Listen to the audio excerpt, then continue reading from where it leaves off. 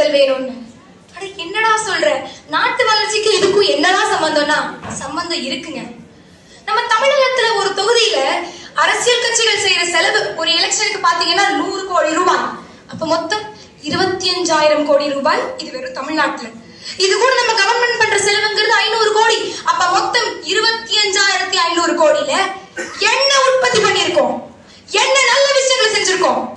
10,000 கோடி ரூபாய் இருந்தால் போதும், ஒரு மெட்ரோ திட்டத்தை கொண்டு வந்திருக்கலாம்.